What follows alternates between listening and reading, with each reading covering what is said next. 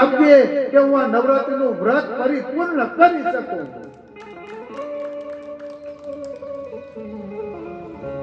માં હું વ્રત કરું ને ત્યારે સંપૂર્ણ સહાય કરજો.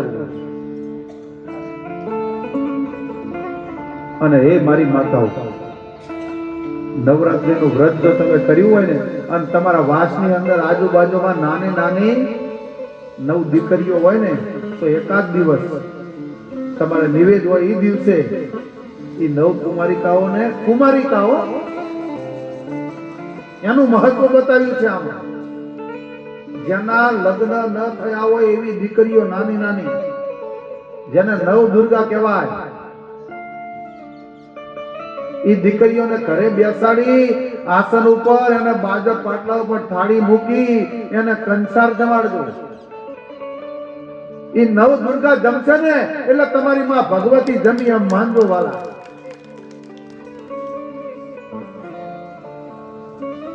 એ 9 કુમારિકાઓનું પૂજન કરજો.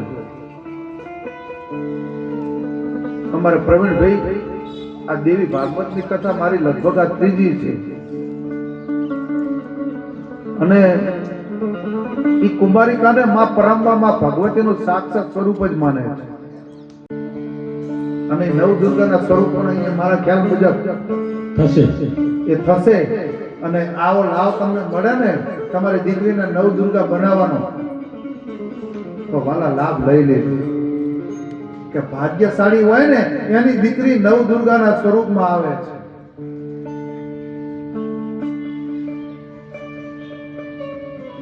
તો આ રીતે નવરાત્રીનું વ્રત કરવાનું હોય છે. અને નવરાત્રીના વ્રતની અંદર જેટલી બને એટલી માની પૂજા, જેટલો બને એટલો માનો જપ. આપણા માનનીય વડાપ્રધાન આજે પણ માતાજીના નોરતા કરે છે. અને મેં હમણાં આમાં કહ્યું હતું, મારામાં પણ મને પણ વાંચવામાં આમાં જોયું હતું મેં કે કોઈ પણ રાજા હોય અને એને રાજા એ રાજ્ય સારી રીતે ભોગવી શકે એના માટે કઈ પૂજા કરવી? તો અમારું શાસ્ત્ર બતાવે છે કે માનું યજન કરવું, માનું પૂજન કરવું, માની નવરાત્રી કરવી, જે રાજાને રાજ્ય અપાવે. એક લીંબુ શરબત ઉપર આપણા માનનીય વડાપ્રધાન નરેન્દ્રભાઈ મોદી આ બધી જ નવરાત્રીમાં વ્રત કરે છે.